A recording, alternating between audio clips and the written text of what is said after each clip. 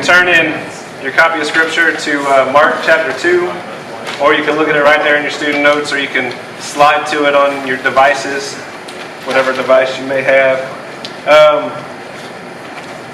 I want to ask a question, and it has to do just a little bit with the video. I mainly showed that video because I thought it was really funny. Do you guys ever feel like you're insignificant, or you're imperfect, or you don't quite measure up? Raise your hand if yes, that's the answer. What was the question? Yes, I feel like sometimes I don't measure up. See. Okay, so do I. I think we all feel that way sometimes. I think the reality is many times we actually don't measure up. Question for you, how do we get to God? How do we get there? We die? Well, that's how we get a face-to-face with God. Sometimes it doesn't go so well for some people. Hopefully that doesn't describe anybody in here. How do we get to God?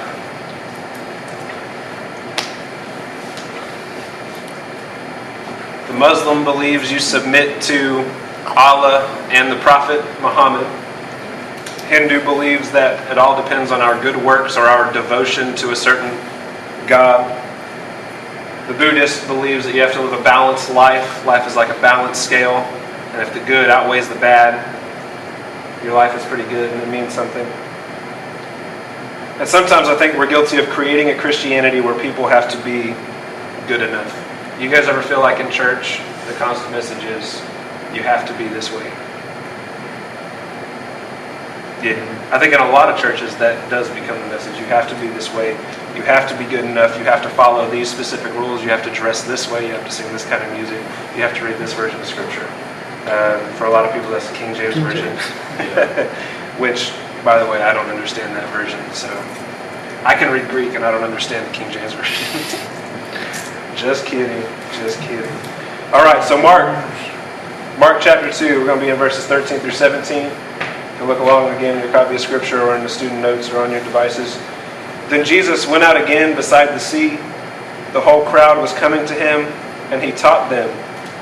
Then, moving on, he saw Levi, the son of Alphaeus, something like that, sitting at the tax office. And he said to him, "Follow me." So he got up and followed him. While he was reclining at the table in Levi's house, many tax collectors and sinners were also guests with Jesus and his disciples, because there were many who were following him. When the scribes of the Pharisees saw that he was eating with sinners and tax collectors, they asked his disciples, "Why does he eat with tax collectors and sinners?" When Jesus heard this, he told them, "Those who are well don't need a doctor, but the sick need one. I didn't come to call the righteous, but the sinners." The very first thing I want to share with you is just a little bit about Jesus. What are some things you guys know about Jesus? God's Son. He's God's Son, okay? Lived a perfect life. Came to serve. He served people. Yeah. What else? There's a lot about Jesus. John tells us that if everything that Jesus did or said was recorded, there wouldn't be enough books on the planet to record that, or there wouldn't be room enough to hold all the books that would be made. That's outstanding. Scripture tells us that Jesus was God and was with God and was actually instrumental in the creation of the universe. That's in John chapter 1. Isaiah 53 tells us that Jesus bore our griefs, was pierced for our transgressions, and justified many before God. Mark 8:29 tells us that he was the Messiah. Luke 22:70 tells us that he was the Son of the living God. Through Jesus, God sought people who were not submitted to him.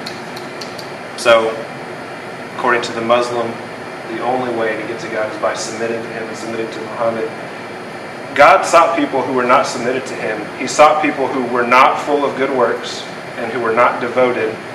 And he sought people who had lives where the bad greatly outweighed the good. Here's what I get from this, is that God doesn't depend on people. If Jesus was God, and Jesus was the Messiah, and Jesus came and he reached out to people who didn't love God and didn't know God, it's very, very clear to me that the God of the Bible, the one and true and holy God, doesn't depend 1 ounce on humankind. He doesn't depend on our submission. He doesn't depend on our devotion. He doesn't depend on our good works.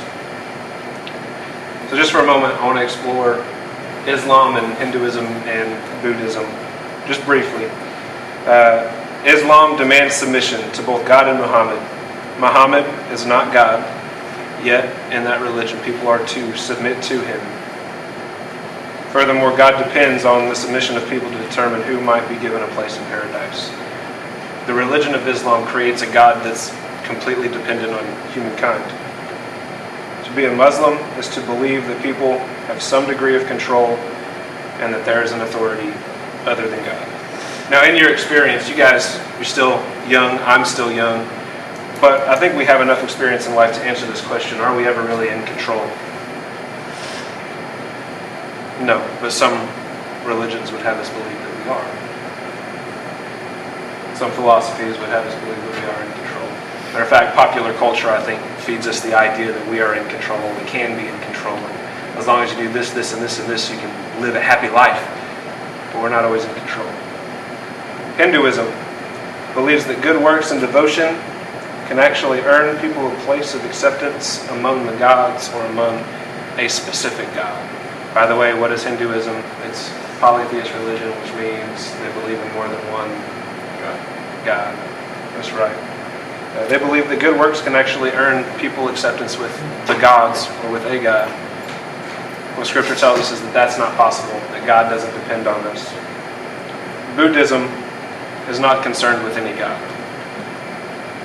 Who is the God in Buddhism? Go ahead and tell me. Wrong. Buddhism does not have a God. It's self. Yeah. It is entirely self. Buddha is the example. What is the elephant head with the... That's Hinduism. That's Hinduism. I know, but isn't that what they worship? Isn't that the God that they worship? I mean, I don't know. That's one of them. Oh. Yeah. I was just curious. Yeah. We learned a couple years ago when we went to New York. I just thought it was weird. Buddhism is concerned entirely with self and entirely with living a balanced life. If you do something bad, you need to do something good to balance out your life. Live the middle way, or live a life where you deprive yourself of certain things so that you can be happy, so that you're not controlled by those things. But Jesus calls us to something a lot different, and Christianity ends up being a lot different from these other religions, because Christianity, at least the Christianity of the Bible, not the Christianity that some people have created, the Christianity of the Bible presents this faith where we, as individuals, we're not in control whatsoever. But God is, and God doesn't depend on us. That is one of the most basic foundations of the faith. And because of that, we're about to learn that we can be greatly encouraged in this life. So Jesus calls Levi to follow him. We just read the passage of Scripture. Levi was a tax collector. His name was also Matthew. He later wrote the Gospel of Matthew. But right here, he is called Levi. He was a tax collector. He sold out to the Roman Empire. He was a Jew who submitted to the Roman Empire in such a way that they gave him a position. He turned his back on the Jewish people. He was despised by the Jewish community. Yet, when Jesus is walking down the street in the midst of this crowd of people, he calls Levi, one of the men who turned his back on the Jewish community so that he could work for the Romans. He calls Levi to follow him. When Jesus calls Levi, the call was not based on Levi's character, because he didn't have that great of a character. It was not based on Levi's submission. It did not demand submission. Jesus just said, "Follow me." Levi was content money changing, taking people's money and ripping people off. But Jesus went to him and said, "Follow me." It did not demand submission. It did not demand good works, and I have a feeling that good works were lacking in Levi's life.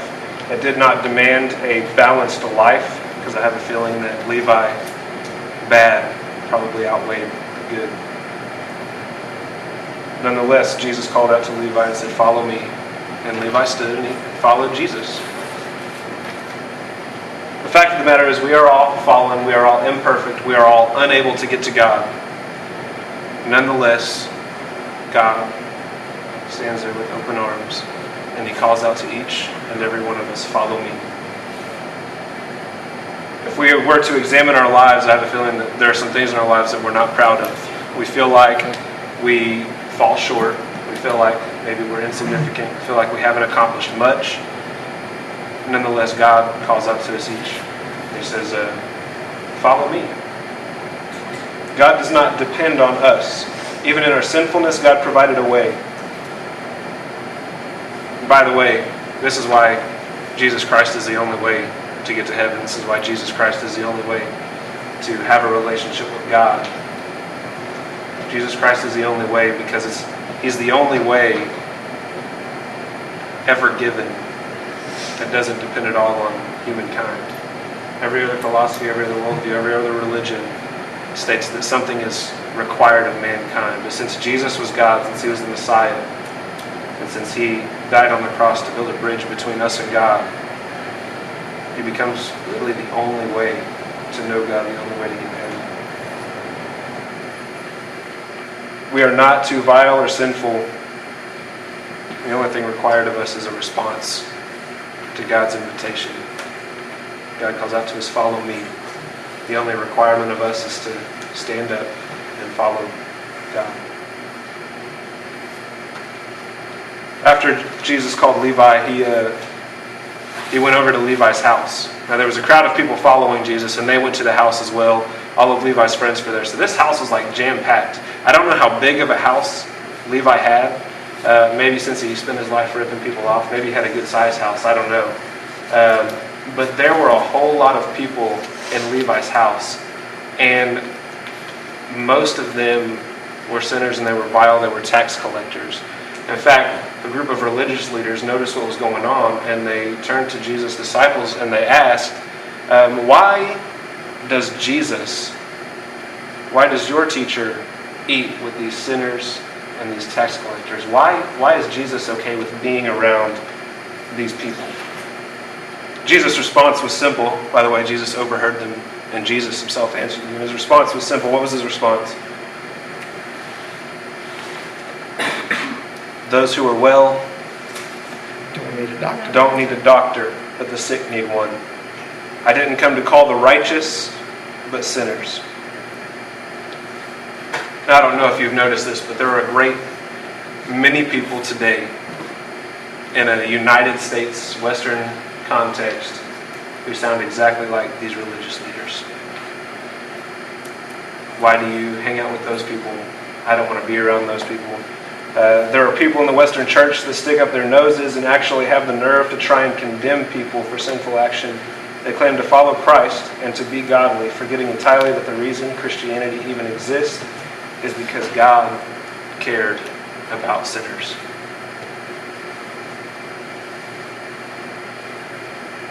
So what we need to realize is Jesus did not come to call the righteous. And I hope that no one in this room has the idea that I just need to stay away from sinners. When Jesus himself set the example for our lives, he went into Levi's house. And he ate with sinners, with tax collectors. He came to this earth to die for you and me. And I don't know about you, but there's quite a bit of sin in my life. Nonetheless, Christ called out to me and said, "Follow me." If we think that our submission or piety, that's good works, actually means something, I think we've missed what Christianity is all about. I think we've missed what the gospel is all about. I think we've missed what Christ came to earth to show us. Being a Christian means that we admit we are imperfect and undeserving. We do not have what it takes to be with God, and the truth is that simple. This is why we trust Christ. If there was a way we could be good enough, we wouldn't need to trust Christ, but there's no way we can do that. So my challenge to everyone in this room, including myself, is let us never get to the point where we are so self-righteous that we ever think we can condemn somebody else. or that we actually think we're good enough. God's arms are wide open. Let us not forget God's love for us. Let us not forget God's love for others. His love always overcomes our sinfulness. It overcomes our sinfulness every day. While we should strive for right action, is it good to do good? Yes, it's good to do good.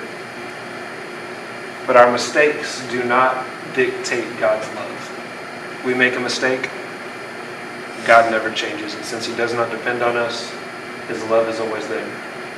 This is why nothing can ever separate us from the love of Christ. This is why not one person can ever lose his or her salvation. This is why we can always be confident that God is with us, even when we are sinful. God's love is always faithful. This is the very first thing that Mark shows us. Before he continues the rest of his gospel, by the way, Mark is the shortest of the gospel accounts. It's debated whether or not Mark actually met Jesus Christ, but Mark was a disciple of Peter. And he wrote this gospel like he was in a hurry. This was the first gospel that was written. Before this, no account had been written of Jesus' life, at least not that we know of. Mark's goal was to tell the world about Jesus Christ and what Jesus Christ had done. And this month, this is what we're exploring. We're exploring the first gospel that was written. God's love is ever faithful. Now here's what I want you to do. We're going to do something just a little bit different tonight. I want you to break into groups of at least 3 people. And my adult leaders that are in the room, you can find a group to be in so you can help conversation along. In your student notes, you probably noticed that it wasn't notes that we usually have where I ask questions and you answer and we write the answer in the student notes. There's discussion questions in your student notes. So what I want you to do is I want you to break into groups of at least 3 people. Remember, my adult leaders, we'll go ahead and we'll get into group 2. And we're going to spend the rest of the time tonight walking through these questions together. All right? So let's all stand up.